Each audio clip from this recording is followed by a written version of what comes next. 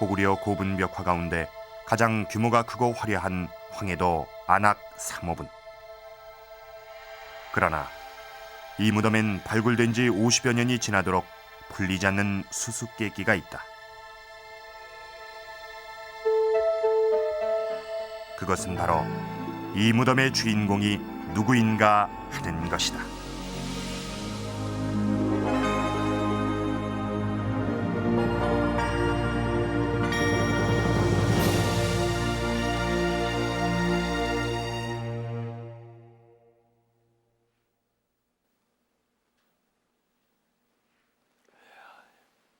이 높이가 6m에 달하고 길이가 무려 33m에 이르는 안악 3호분. 이 안악 3호분은 고구려 고분 벽화 중에서 가장 크고 그 벽화의 내용이 아주 다양하고 풍부합니다.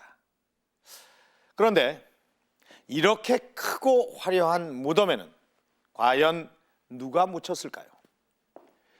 고구려에 이렇게 벽화가 그려진 이런 무덤은 모두 100여 기 정도가 있습니다.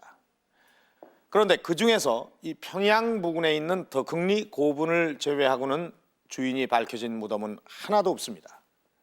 그 무덤의 주인을 알려줄 수 있는 묘지명이나 그 외 주인을 유추할 수 있는 단서가 무덤 안에 남아있지 않기 때문에 그에 대한 연구가 전혀 이루어질 수가 없었던 것입니다. 그런데 유독 이 안악 3호분만큼은 발굴된 지 50년 동안 남북한의 역사학자는 물론이고 일본, 중국의 학자들까지도 이 무덤의 주인이 누군지에 대한 논쟁이 계속되고 있습니다. 오늘 역사 스페셜에서는 이 안악 3호분을 둘러싼 50년 논쟁을 중심으로 이 무덤의 주인이 누군지 밝혀보도록 하겠습니다.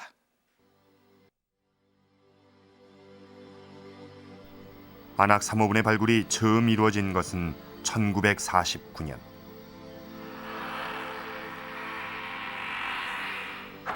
돌문을 열고 무덤 안으로 들어간 사람들은 깜짝 놀랐다.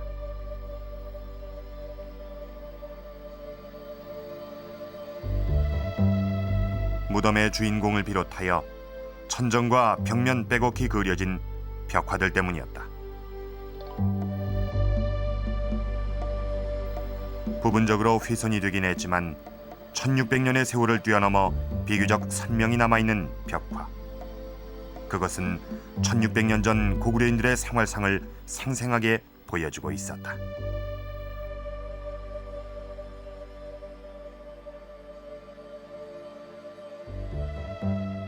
아궁이를 갖춘 전통적인 고구려식 부엌에서 시루를 얹고 음식을 만드는 여인의 모습.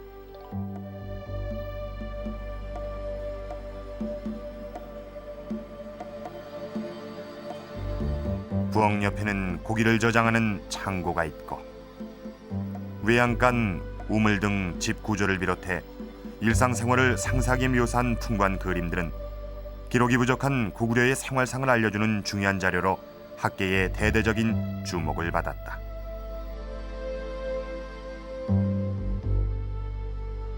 이 안악 3호분의 그 규모, 그 벽화의 규모가 지금까지 나온 벽화고분 중에 가장 큽니다. 그리고 내용이 대단히 다양하고 특히 이제 그 생활 풍속과 관련된 장면들이 많아서 4세기 중반경에 이제 고구려 사회의 한 단면이 이제 그대로 그 생생하게 그 당시의 스틸 사진처럼 이제 찍히는 거죠. 그런 면에서 이 안악 3호분의 이 발견이 큰 의미를 지니고 있다고 할 수 있습니다. 그런데 발굴 당시 학자들의 관심을 집중시킨 것은 또 있었다. 보통의 고분 벽화에선 보이지 않는 글이 무덤의 한쪽 벽면에서 발견된 것이다.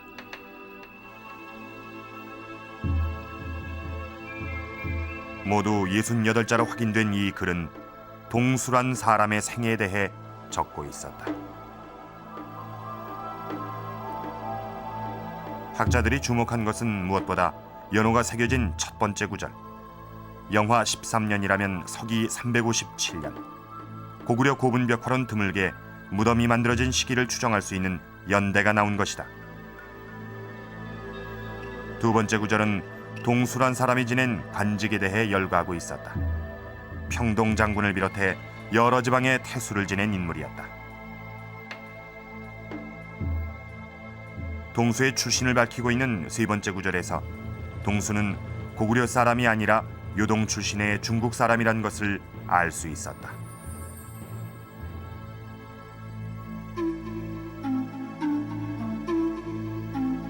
이 묵서명은 주인공 있는 방 입구를 지키는 장하독이란 관직을 가진 인물의 머리 위에 서 있었다. 이것은 과연 주인공을 위한 묘지명일까? 묵서명의 애매한 위치는 곧 무덤의 주인공 논쟁을 불러오게 했다.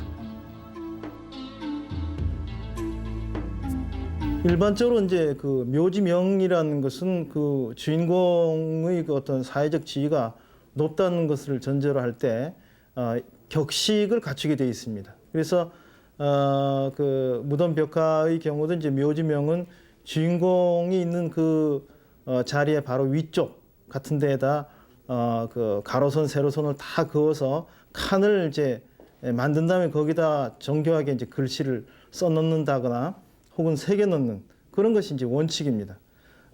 그런데 이 안악 3호분에 있는 묘지명의 경우에는 호위 대장인 장하독 옆에 그냥 묵서로 세로로 이 세로 줄이 전체가 이제 맞지도 않은 상태로 아주 그냥 그 편하게 글을 써 넣었다는 것이죠. 그래서 이게 정말 진지하게 죽은 자를 위해서 써 넣은 묘지명인지 아닌지 이것을 이제 그 판단하기가 어렵다는 겁니다.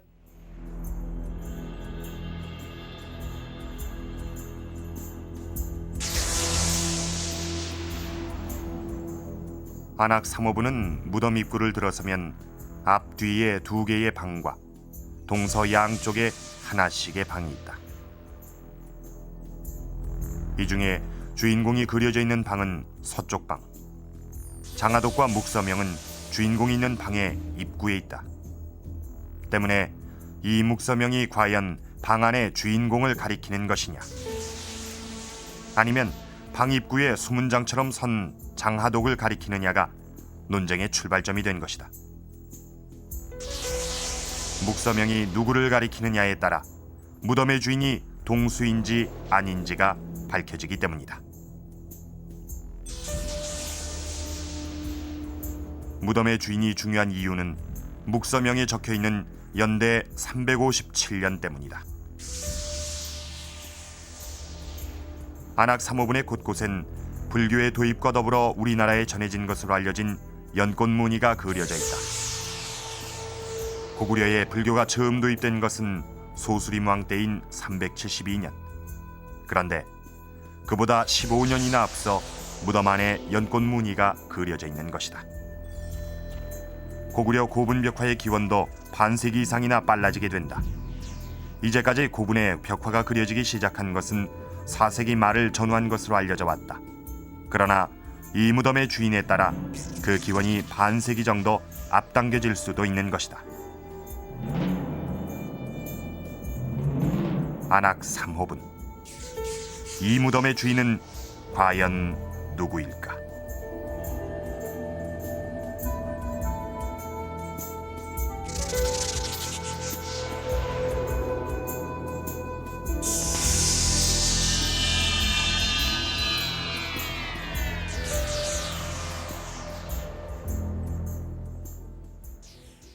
자, 여기가 바로 이 주인공이 있는 방의 입구입니다. 주인공은 지금 방 저쪽 안쪽에 이 보좌하는 인물들에 둘러싸여서 아주 근엄하게 앉아 있습니다. 문제의 묵서명은 이 방 바깥쪽 저 위쪽에 저렇게 쓰여져 있습니다. 그리고 그 아래 또 한 인물이 그려져 있습니다. 이 셋의 관계풀이가 이 무덤의 주인을 찾는 해결의 열쇠가 될 것입니다. 자, 다시 한번 자세히 살펴보도록 하겠습니다. 이 묵서명에 밝혀진 동수가 이 사람이거나 아니면 저 사람, 저 안에 앉아 있는 주인공이거나가 이 문제 해결의 열쇠인데, 자, 이 묵서명이 저 주인공의 것이라면은 이 무덤의 주인공은 이 묵서명에 밝혀진 동수라는 사람이 될 것이고, 또 이 묵서명이 가리키는 인물이 바로 이 사람이라면 이 무덤의 주인공은 이 사람이 모셨던 이 동수가 아닌 또 다른 인물이 될 것입니다. 자, 과연 이 무덤의 주인공은 누구일까요?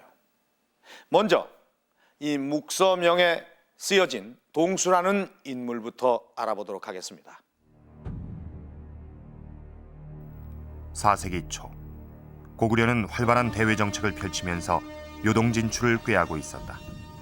이때 북중국 지역을 넣고 고구려와 치열하게 패권을 다투던 나라는 선비족 모용씨가 세운 전현. 이 무렵 전현의 수도 용성에선 큰 사건이 일어난다. 왕위 승계를 둘러싸고 선비족 모용씨 형제들 사이에 왕위 쟁탈전이 벌어진 것이다.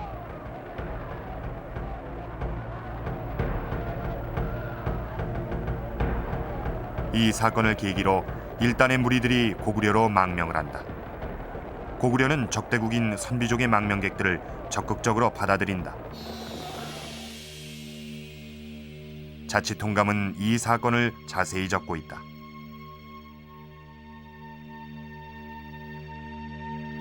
모용유, 모용치, 곽충 등이 동쪽으로 도망갔는데 동수와 곽충만은 고구려로 도망갔다는 것이다. 자치통감에 나오는 동수와 안악 3호분의 동수는 동일 인물일까?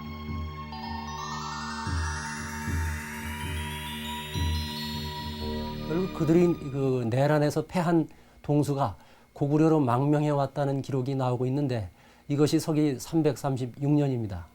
그리고 이후에 어떠한 사서에서도 동수에 관한 기록은 없습니다. 그런데 그로부터 21년이 지난 357년에 바로 그 황해도 안악에서 그 동수라고 하는 사람의 그 묘지명이 나오게 된 것이죠. 즉 묵서명에 나타난 동수와 자치통감의 동수는 동일 인물로 선비족 출신의 망명객이란 것이다. 그리고 이 안악 3호부는 바로 그 망명객 동수의 묘란 것이다. 이것은 그 묘지문이 분명합니다. 이 주인공의 주변에 그 묘지문이 있지 않다고 해서 그 묘지문이라고 해석할 수 없다는 주장은 좀 사리에 맞지가 않습니다.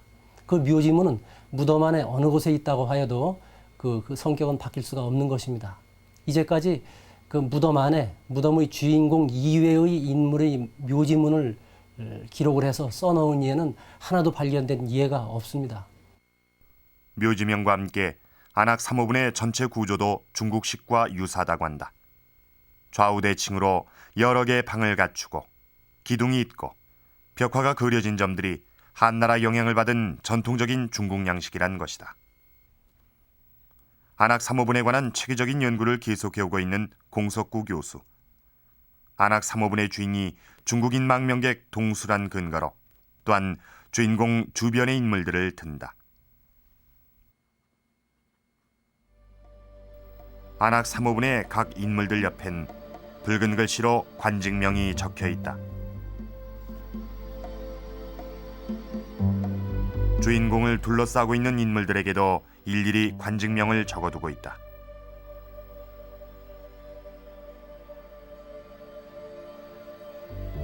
공석구 교수는 바로 이 관직을 중국의 관직책을 적고 있는 진서 직관지를 기준으로 분석해보면 안악 3호분의 주인이 동수임이 더욱 확실히 드러난다고 주장한다. 저 관직명이 있습니다. 이렇게 성사, 문화배, 기실, 소사가 있고 또 문 밖에서 이들을 지키는 그 문지기격인 수문장격인 장하독이라고 하는 인물이 좌우에 있습니다. 결국 이들 관직들은 각각 그 랭킹이 있습니다. 오늘날 이 공무원이 1급에서 9급까지 있듯이 중국에서도 이들 관직은 각각 그 관직이 가지는 랭킹이 있습니다. 따라서 이들 관직을 그 랭킹 관계를 분석을 해보면은 결과적으로 이 주인공이 어느 정도의 정치적인 위상 관계를 갖는 그러한 인물인지 하는 것이 나타날 것입니다. 우선 이 장하독 위에 있는 동수라고 하는 인물의 그 묘지명을 분석을 해보면은 동수의 관직은 장군이고 태수입니다. 그런데 이것은 장하독이죠. 이것은 그 랭킹 관계가 좀 다릅니다. 다시 말씀드린다면 장하독과 동수는 동일 인물이 될 수가 없다는 것이죠. 이게 높습니까? 이게 훨씬 높습니다. 그렇다면은 이것이 동일이 아니라면은 결국 이 동수의 묘지문은 이 안에 있는 그 주인공의 묘지문이라고 하는 결론이 나옵니다. 즉 묵서명에 나타난 동수의 관직 태수는 장하독보다 더 높은 것으로 방 안에 있는 주인공을 가리키는 것이고 곧 이 무덤의 주인이 동수란 것이다. 그렇다면 주인공과 보좌하는 인물들과의 관직 관계는 어떨까? 결국 이 주인공이 태수라고 가정을 할 때 이들 기실, 소사, 성사, 문합의 장하독과 관계는 어떠냐 하는 것을 중국 문헌을 통해서 확인을 해보니까 충분히 태수가 이들을 속관으로 줄 수가 있는 것으로 나타나고 있습니다. 그렇게 볼 때 저는 이 그 동수의 묘지문이 바로 이 안악사모분 주인공의 그 묘지문이라고 확신을 하고 있습니다. 안악 사모분의 관직 체계를 중심으로 분석을 해보면 이 화려한 무덤의 주인은 바로 묵서명에 나타난 대로 중국인 망명객 동수란 것이다. 무덤의 주인인 이 사람은 동수다. 이것은 일본, 중국 그리고 남한 학자들 대부분의 의견입니다. 그러나 북한 학자들의 입장은 조금 다릅니다. 북한 학자들은 일관되게 이 무덤의 주인은 동수가 아니라 고구려 왕이라고 주장을 하고 있습니다. 이 북한 학자들이 이 무덤의 주인이 고구려 왕이라고 주장하는 가장 큰 이유도 바로 저 위에 쓰여져 있는 묵서명 때문입니다. 그런데 이 묵서명이 쓰여 있는 저 위치가 이 무덤의 묘지명이라고 보기에는 뭔가 석연찮다는 것입니다. 저 묵서명이 이 무덤 주인공의 이 묘지명이라면 무덤 가운데서 가장 반듯한 자리에 격식을 갖추어서 써넣는 것이 상식인데, 더군다나 이 주인공 근처에 빈자리가 이렇게 많은데도 왜 하필 그것도 바깥쪽에 장하독이라는 인물의 머리 위에 써두었냐는 것입니다. 자, 좀 자세히 살펴보면은 그것도 이 장하독이라는 인물에 이 맞추어 쓰려고 한 흔적이 느껴진다는 것입니다. 자세히 살펴보시죠. 또 실제 보면은 어떤 글자는 아주 의도적으로 길게 또는 짧게 쓰면서 이 인물과 글자 사이의 간격을 맞추려고 노력한 흔적이 보인다는 겁니다. 또 하나 자세히 살펴봐야 할 것이 있습니다.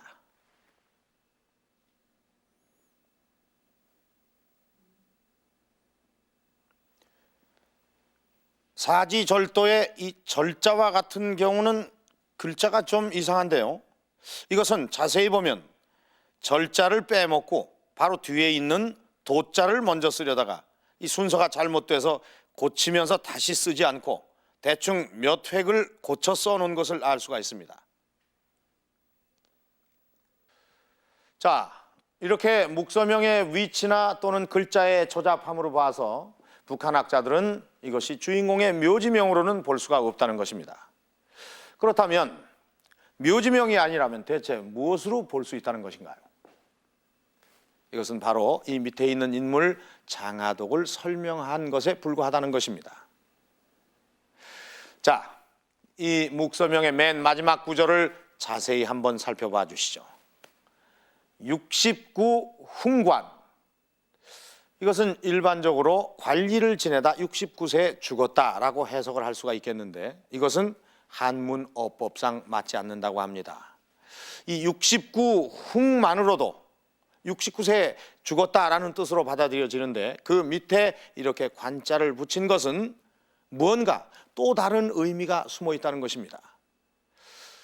자, 이렇게 관자를 붙이게 된 것은 결국은 69세에 죽었다가 아니라 69세에 죽은 관리 장하도, 이렇게 설명을 해야 맞는다는 것입니다.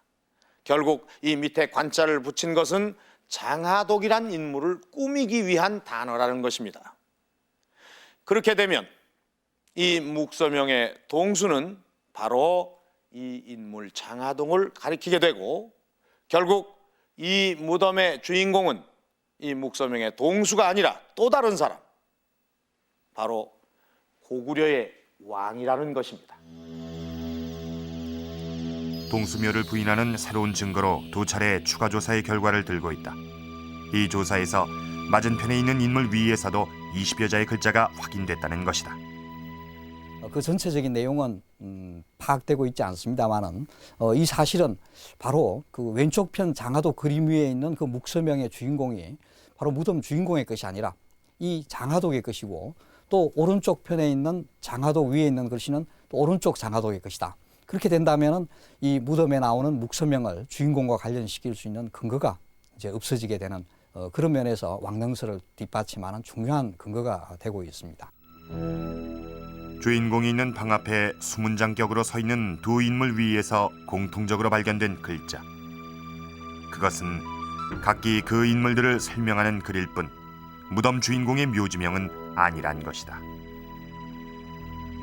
왕릉설의 입장에서 본다면 관직책에도 달리 해석된다. 즉, 안악 3호분의 관직과 진서 직관지의 관직은 엄격하게 보면 약간씩 차이가 난다는 것이다.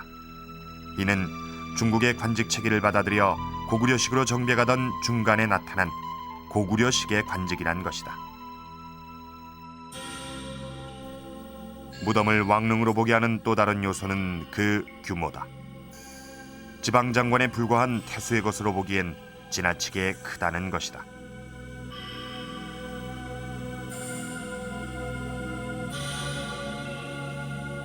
여러 개의 큰 기둥이 서 있는 무덤 안은 마치 지하공전을 연상시키듯 화려하고 장엄하다. 규모 면에서 또 하나 시선을 끄는 것은 대행렬도.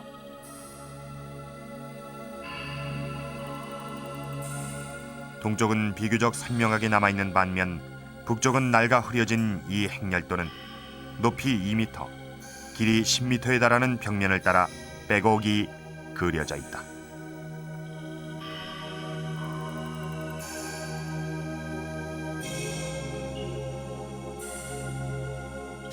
안악 3호분의 그 회랑에는 현재 약 250명의 그 구성 인원으로 된 행렬도가 확인되고 있습니다. 근데 이것은 전반부의 것만 그런 것이고, 마멸된 후반부까지를 모두 고려한다면은 그 행렬도에 참여한 인은 약 500명 가까이 되리라고 추측하고 있습니다.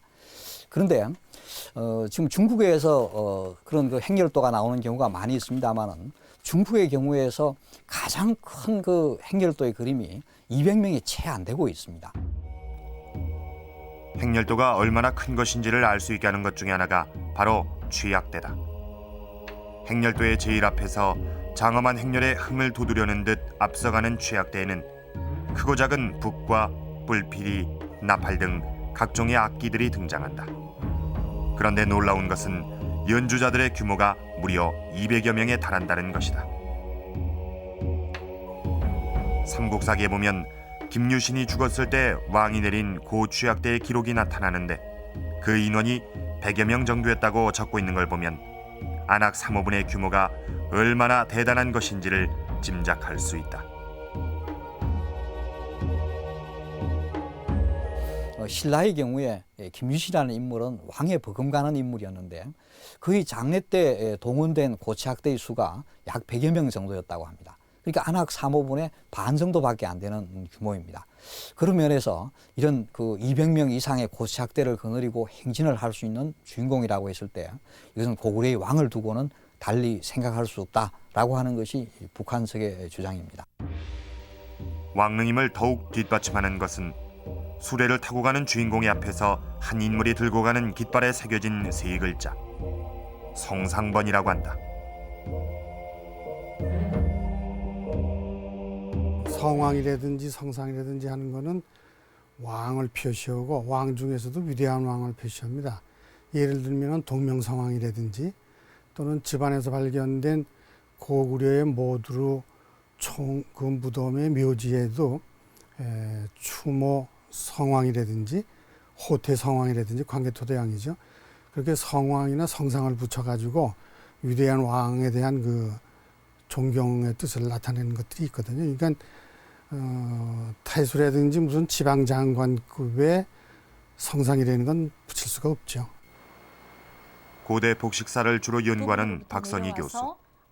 복식을 중심으로 분석해보면 역시 안악 3호분의 주인공이 왕인 것이 드러난다고 한다. 옷걸음으로 처리를 하거나 또는 이 깃과 그리고 그 소매 부분을 화려한 이 장식 단추로 장식한 이 같은 그 모습의 그 복식 형제는 그 여밈새 부분에서 이렇게 약간 그 휘어진 이 같은 여밈새 안에 옅은 색의 속옷을 그 단아하게 입은 이 같은 모습은 이 고분벽화가 만들어진 그 같은 시대인 중국의 양진 남북조 시대와 또 그 이전 시대에서 거의 보이지 않는 복식 형제입니다. 그리고 특히 바로 그 오른쪽으로 허리띠를 묶는 방법에서도 중국의 복식과는 차이가 난다. 이 주인공의 경우는 폭이 좁은 허리띠를 약간 오른편으로 묶어내린 반면 중국의 복식은 어느 시대 어느 계층을 막론하고 폭이 아주 넓은 허리띠를 사용했고 항상 중앙 부분에서 묶어내렸다고 한다. 이 같은 특색들은 같은 시대의 중국의 것과는 분명히 구별되는 고구려 고유의 복식이란 것이다.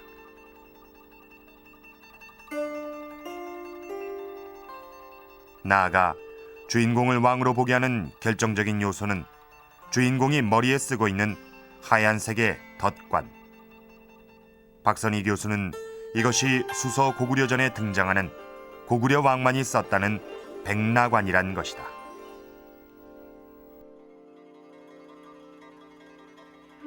주인공이 쓴 관이 백나관일 것으로 추정이 됩니다. 왜냐하면 주인공의 이마와 그 책의 그 부분 연결 부분이 금으로 태가 둘러져 있고 그 위에 흰색의 그 곱고 섬세하게 짜여진 실크 섬유인 라로 만든 덧관이 씌워져 있습니다. 그리고 그 관의 끈이 귀의 뒷부분으로부터 내려와서 턱 밑에서 가볍게 묶어져서 가슴 부분까지 내려와서 화려한 장식으로 마무리되어 있습니다. 그런데 중국은 황제의 경우도 이 턱에서 묶어 늘어뜨려지는 길이가 매우 짧습니다. 그리고 그 특히 무관의 경우는 늘어뜨리는 길이를 5촌, 그러니까 약 11.5cm 정도로 규정을 했습니다. 이런 것은 이 주인공이 쓴 관을 중국의 무관으로 볼 수 없게 하고 백나관으로 해석하게 만듭니다. 결이 아주 고운 비단 종류 중의 하나인 라를 이용해 만들었다는 독특한 형태의 백나관. 머리엔 바로 이 백나관을 쓰고 휘장이 쳐져 있는 화려한 방에 위험 있는 자세로 앉아 있는 인물. 그는 바로 고구려의 왕이란 것이다.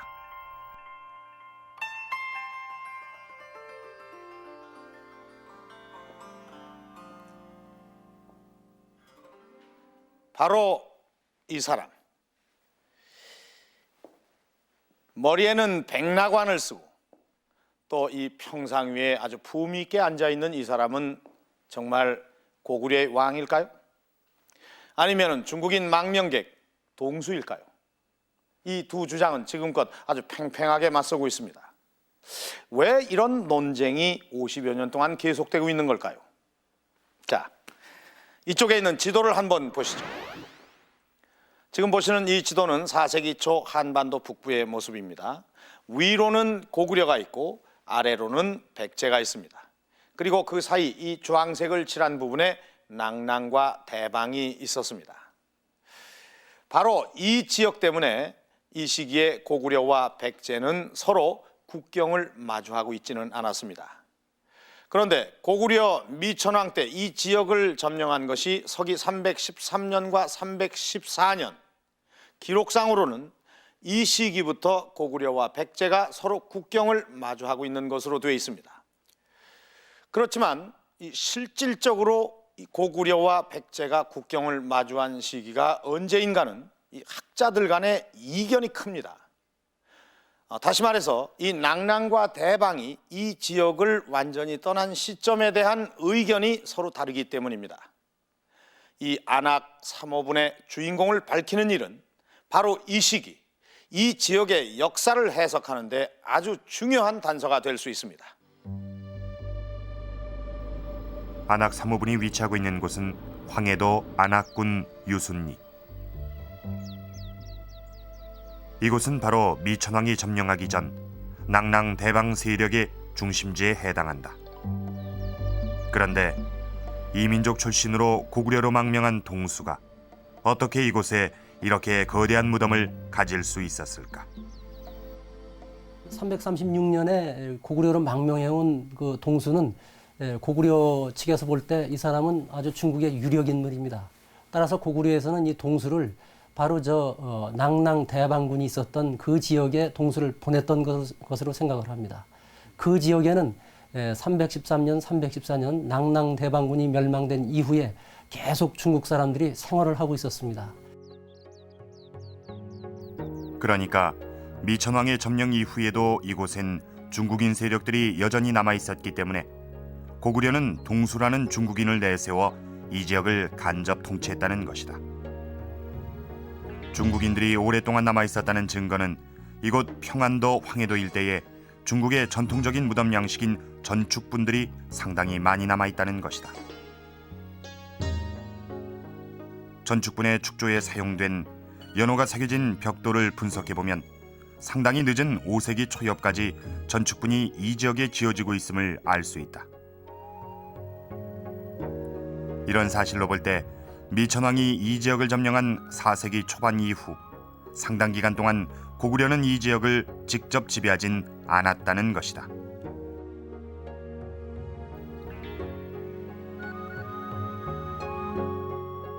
그렇다면 고구려가 이 지역을 직접 지배하기 시작한 것은 언제쯤일까? 고구려 고분 가운데 유일하게 주인이 확실히 밝혀진 덕흥리 고분. 안악 3호분보다 50년 정도 늦게 조성된 이 무덤의 묵서명이 그 단서를 제공한다. 주인공의 머리 위에 반듯하게 써져 있는 묵서명을 보면 중국 연호 대신 영락 18년이라는 광개토대왕의 연호가 나타나고 안악 3호분이 중국 관직 1세기인 반면 이곳에선 소대형이라는 고구려 고유의 관직명도 나타난다. 50년 동안에 일어난 이 변화를 어떻게 해석해야 할까?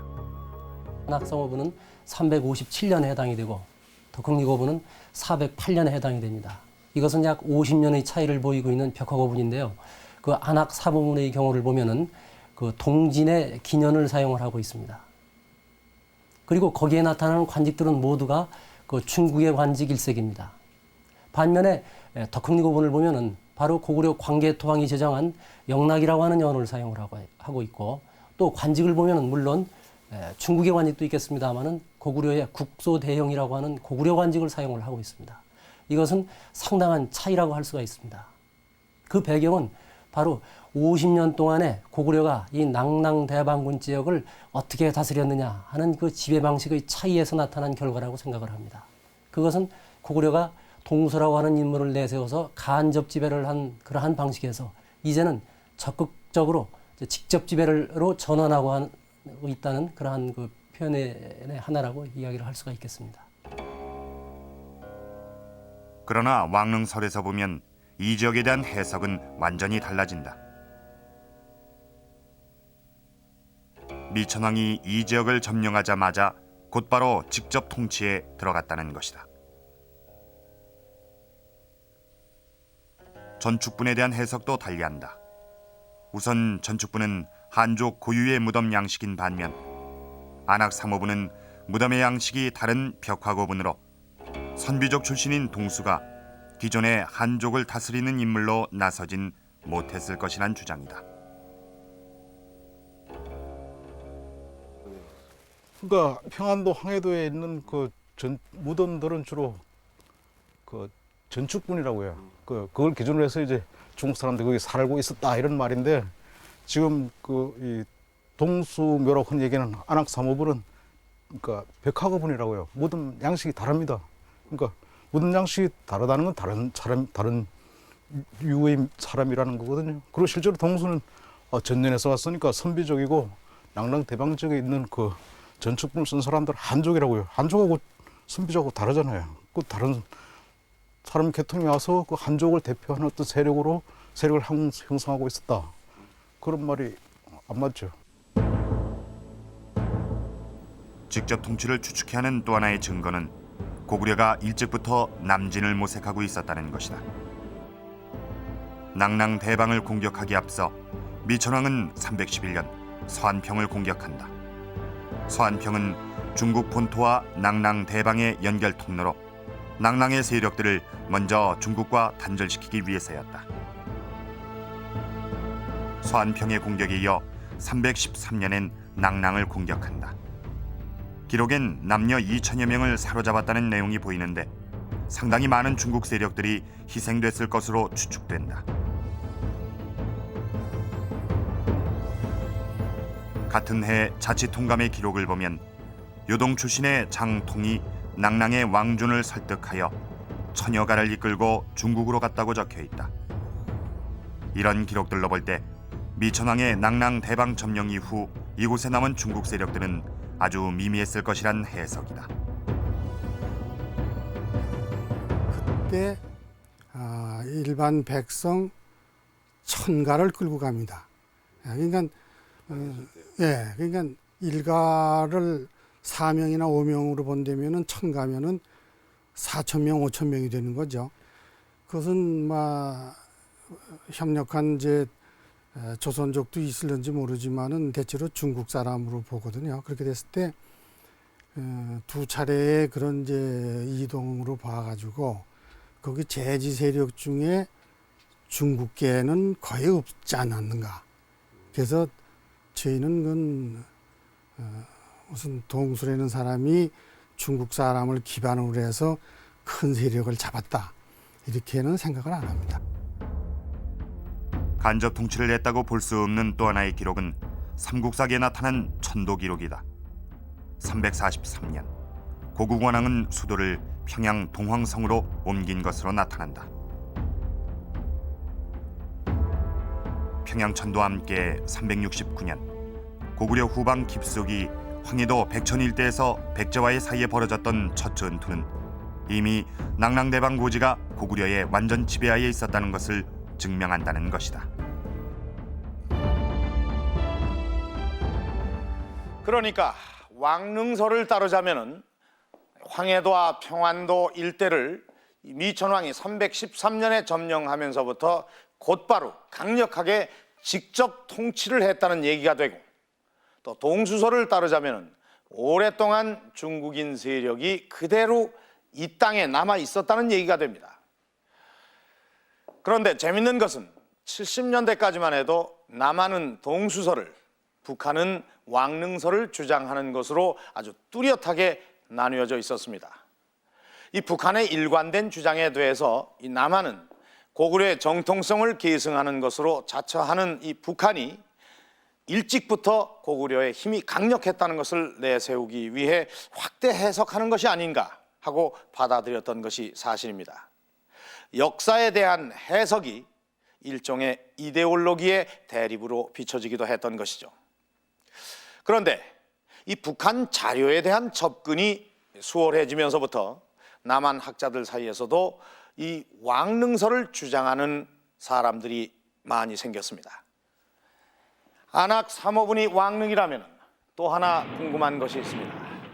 과연 어느 왕의 무덤이냐 하는 것입니다. 자, 동수의 묘지명이 서기 357년입니다. 또 미천왕이 서기 300년에서 331년, 또 고국원왕이 서기 331년에서 371년. 자, 일단 기준이 되는 것은 동수의 묘지명으로 연대는 357년입니다. 이 해를 전후해서 이 죽은 왕은 미천왕과 고국원왕 두 사람입니다. 그렇다면 과연 이 둘 중에 누가 안악 3호분의 주인으로 추정할 수가 있는 걸까요? 먼저 미천왕부터 살펴보도록 하겠습니다.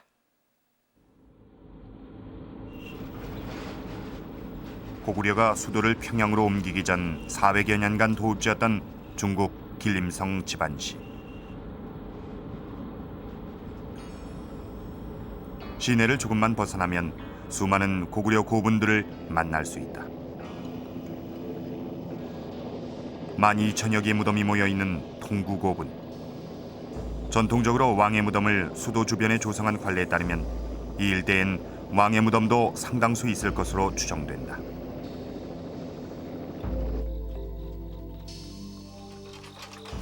그러나 무덤들은 대부분 도굴이 돼 주인을 알 수 있는 것은 거의 없다. 다만 광개토대왕의 무덤으로 알려진 태왕릉과 장수왕의 무덤으로 알려진 장군총 정도가 주인이 알려진 무덤들일 뿐이다. 그렇다면 미천왕의 무덤도 당연히 수도인 집안현 근처에 있어야 한다. 그런데 왜 황해도에 있는 안악 3호분이 미천왕의 능이라고 주장하는 것일까? 4세기 초 북중국의 사정은 급박하게 돌아가고 있었다. 요동과 요서 지역을 중심으로 세력을 키워온 전야는 중원으로의 진출을 꿈꾼다. 그러나 그러기 위해선 먼저 배후에 있는 고구려를 쳐야 했다. 342년 전야는 드디어 고구려 요동 진출의 전통적 통로였던 남북로를 통해 대대적인 공격을 감행한다. 이때 고구려 군사 전략상 최대의 실수가 벌어진다. 북로는 넙지가 하고 쳐들어오기가 아주 좋은 곳이고 남로는 아주 산 계곡이 좁고 해가지고 쳐들어오기가 굉장히 힘든 곳이었습니다. 그렇기 때문에 힘든 곳에다 배치를 많이 않고 아주 쳐들어오기 쉬운 데다가 많은 군사를 배치할 것이다. 또 대부분 그렇게 했습니다. 그래서 적들이 이것을 거꾸로 이용을 해가지고 남로로 쳐들어온 겁니다. 그리고 아주 작은 군사들만 북로로 이렇게 쳐들어왔거든요. 그런데 이제 우리 고구려 측에서는 쉬운 데로 올 걸로 생각하고 북쪽에다 대군을 갖다가 배치를 하고 그 다음에 왕이 아주 약한 군사를 데리고 그 험악한 남로를 막았었어요. 그런데 대군이 그쪽으로 들어와 버렸기 때문에 결국은 이것이 뚫려버림으로 인해서 왕도까지 파죽지세로 몰려드는 고구려의 전략을 역으로 이용한 전야는 단숨에 고구려의 수도를 장악했다. 그리고 전대미문의 치욕적인 사건이 발생한다. 삼국사기는 이렇게 기록하고 있다.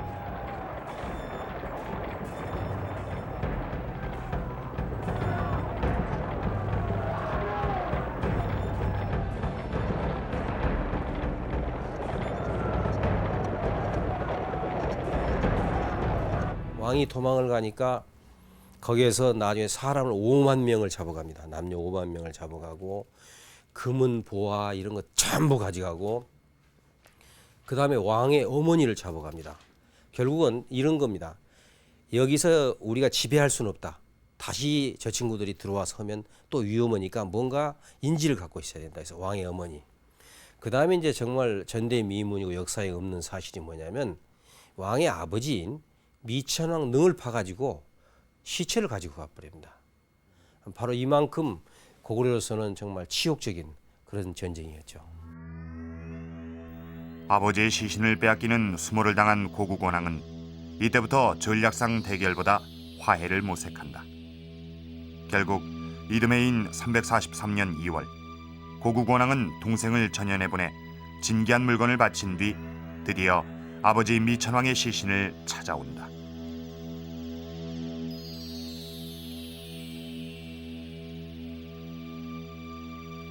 그리고 바로 그해 7월 고국원왕은 수도를 평양 동황성으로 옮긴다. 시신 반환과 평양 천덕, 이 두 가지 사건이 미천왕설이 나오게 된 배경이다. 바로 7월에 그 거처를 갖다가 평양으로 옮깁니다. 평양 동항성으로 옮긴다 이게. 이제 여기에서 이견이 나오는 겁니다. 그러니까 그 자리에서 묻힐 수도 있는 거 2월에서 7월까지 있으니까 5달 동안에 그냥 놔둘 수가 없으니까 묻혔을 것이다라고 보는데 반해서 일부 북한학자들은 그때 그 동항성으로 옮길 때 같이 시신을 옮겨서 만들었을 것이다. 그리고 그것이 안악 3호일 것이다라고 하는 것이 그 미천왕설의 주된 근거입니다. 즉 342년 전현에게 잡혀갔던 왕의 시신을 이듬해 2월 돌려받았고 7월에 평양으로 천돌하게 되는데 바로 새로운 수도 평양에서 가까운 안악 지방에 왕의 무덤을 만들었다는 것이다.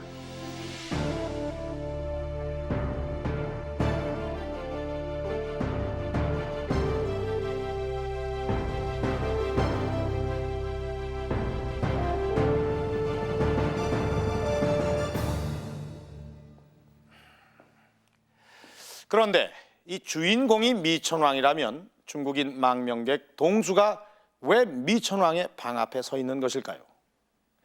이 부분에 대해서는 이렇게 설명을 합니다. 전현 출신의 동수가 미천왕의 시신 반환은 물론 12년 뒤 전현에 잡혀갔던 왕모를 돌아오게 하는데 많은 공을 세웠다고 하죠. 이때 고구려에는 중국인 망명객들이 많이 살고 있었고 중국과의 교섭에서 이들이 큰 활약을 했다고 합니다. 동수가 여기에 있는 이유가 충분히 납득이 갑니다.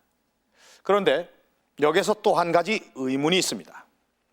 이 동수의 그림이 언제 이 무덤 안에 그려졌느냐 하는 것입니다.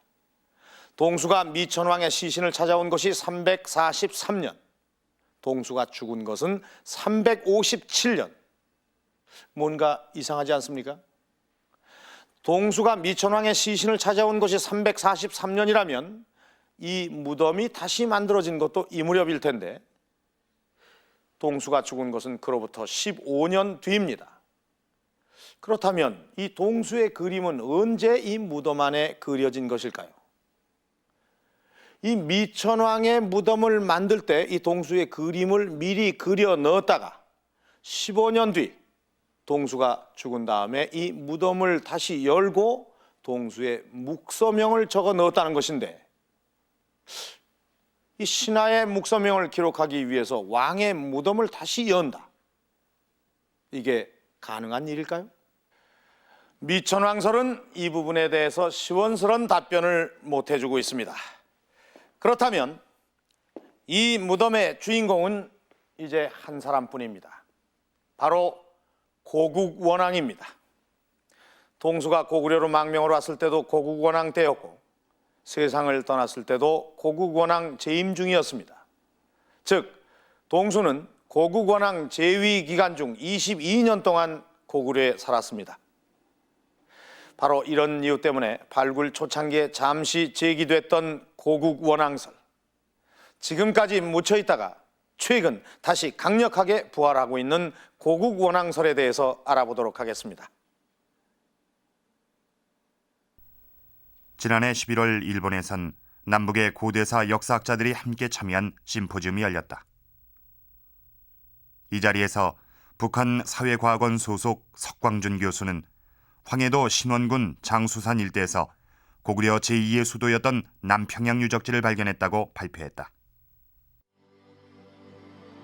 북한이 발표한 남평양 유적지는 안악지방보다 더 후방인 황해남도 신원군 장수산 일대. 약 10.5km에 달하는 험준한 산의 능선을 따라 쌓은 장수산성은 전형적인 고구려식 산성이다. 장수산성의 앞쪽에선 경주나 부여에 맞먹는 거대한 도시유적과 함께 313년이라는 제작연대가 새겨진 벽돌, 왕궁의 건설 때만 사용하는 암치와 막새, 회랑, 행궁터 등 대규모의 도시유적과 유물이 발견됐다고 한다. 이 유적을 북한은 고구려가 남방정책의 기지로 사용하기 위해 건설한 남평양이라고 주장한다.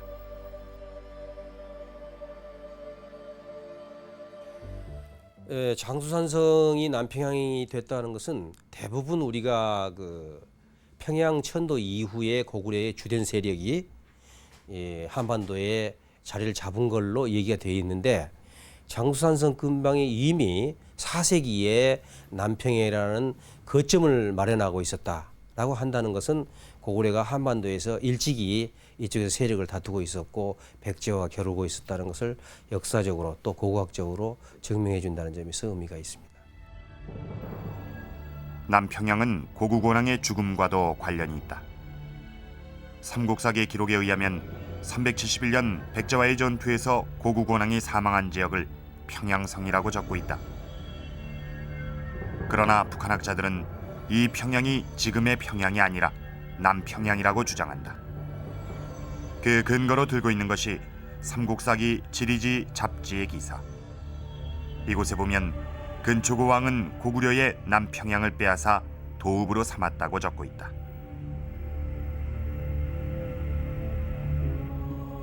북한학자들은 이 두 기록이 바로 역사적으로 일찍이 남평양이 존재했음을 알려주는 것이고, 그 남평양이 최근에 대규모 도시 유적이 발굴된 장수산성 일대라는 것이다. 상당히 근거가 있다고 봅니다. 그러면은 그 고구곤왕이 전사한 전투는 그 남평양에서 이루어졌다. 또 그거는 또 삼국사기 그 지리지에 근초고왕이 남평양을 점령했다는 기사가 나옵니다. 그러니까 그거는 문헌적인 뒷받침도 되고 그래서 꼭 들어맞는다고 얘기할 수가 있는 거죠. 그러니까 지금 얘기하는 대동강 유역의 평양까지 밀려서 올라가서 거기서 전사한 게 아니고 황해도의 남부 지방인 장수산성 쪽에서 전사를 하는 거다. 그러니까 그건 다시 말해서 무엇을 얘기를 하냐면은 본래의 백제하고 대방이나 백제하고 고구려의 경계가 됐던 거는 예성강 쪽쯤으로 생각을 하는데, 그 예성강 쪽에서 그 신원군인가 거기 장수산성이 있는 데까지는 이제 백제한테 밀려서 올라간 거 되는 거죠. 북한의 주장대로 고구려와 백제의 전투지가 평양이 아니라 남평양이라면 이것은 그동안 고구곤왕설의 최대 약점이었던 부분을 해결해주는 중요한 사실이다. 아시다시피 371년에 고구곤왕이 평양에서 죽었다 이렇게 되어 있습니다. 그렇다 그러면 만일 평양에서 죽었다 그러면 평양이 전선이기 때문에 반드시 평양보다는 더 후방인 그 뒤에가 무덤이 있어야지, 평양의 앞에는 전선인데 무덤이 여기가 있을 수가 없다 하는 논리였습니다. 그러나 장수산성이라는 것은 평양보다 훨씬 남쪽입니다. 황해도. 평안도가 아니고 황해도에 있다. 그럼 황해도의 장수산성이 바로 남평양이다. 이것이 밝혀짐으로 인해서 바로 이 남평양에서 만일 죽었다면 거기보다 약 100리쯤 후방인 안악지방에 묻힌다는 것이 굉장히 당위성이 있게 되는 것이죠. 그렇기 때문에 소위 남평양의 유적지가 발굴됨으로 인해서 안악 3호분이 왕릉이라는 것을 뒷받침해주는 근거가 되는 것입니다. 만약 북한의 주장대로 안악 3호분이 고구곤왕의 무덤이 맞다면 그동안 무덤에 대해 가졌던 의문들도 상당 부분 풀리게 된다. 불교의 도입연대와 맞지 않았던 연꽃무늬도 해석이 가능하다. 왕이 사망한 371년 이후에 무덤이 조성됐을 것이므로 불교의 도입연대와 맞아지게 되는 것이다. 실제로 묵서명 가운데 동수의 출신지를 밝히고 있는 부분을 분석해보면 무덤이 만들어진 시기를 추측할 수 있다. 묵서명에서 동수는 유주군 소속의 요동 평곽 출신이라고 적고 있다. 그러나 무덤이 조형될 시기를 전후해 요동군은 대부분 평주에 속해 있었고 유주에 속했던 기간은 370년에서 380년 사이였다. 바로 고구곤왕의 사망연대와 일치하는 시기다. 불교가 들어오고 난 뒤에 이제 연꽃무늬가 그려줄 수 있고, 또 동서의 묵서명 가운데 요동군이 유주에 속했을 때를 보면 공교롭게도 일치합니다. 그러니까 불교가 들어온 게 372년이고 연꽃무늬 그러니까 372년에 그려줄 수 있는 거죠. 그리고 요동군이 유주에 속했을 때가 370년 이후입니다. 그러니까 370년 2년 그러니까 372 양쪽을 또 공통분모를 하면 372년 이후에 이 연꽃무늬도 그려질 수 있고 이 무덤도 쓰여졌다. 그런데 이때 죽은 사람이 누구냐? 고국원 왕이죠.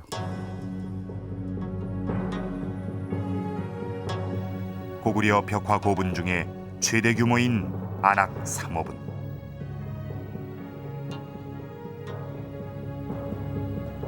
이것은 본격적인 남진 정책을 시도하면서 평양으로 천도를 하고 백제와의 평양성 전투에서 사망한 고구려의 제16대 왕 고국원왕의 무덤이란 것이다. 북한이 일관되게 주장해온 왕릉설은 상당히 설득력이 있습니다. 하지만 북한을 제외하고 일본과 중국 그리고 남한의 학자들 사이에서는 아직까지도 동수설이 상당히 우세한 편입니다. 그러나 고구려가 일찍부터 황해도 신원군에 제2의 수도를 건설했다는 북한의 주장이 맞는다면 이것은 정말 대단한 일입니다. 50여 년을 이끌어오던 안악 3호분의 주인공 문제가 풀릴 뿐만 아니라 고구려 역사 해석에 있어서도 아주 중요한 일이기 때문입니다. 그러나 북한의 이러한 주장은 아직 객관적 타당성을 확보하고 있지 못합니다. 일반적으로 역사 해석이 객관성을 확보하고 나아가 세계적인 보편성을 가지려면 그 판단 근거가 되는 자료들이 충분히 공개돼야 합니다. 뿐만 아니라 현장 답사도 함께 이루어져야 가능할 것입니다.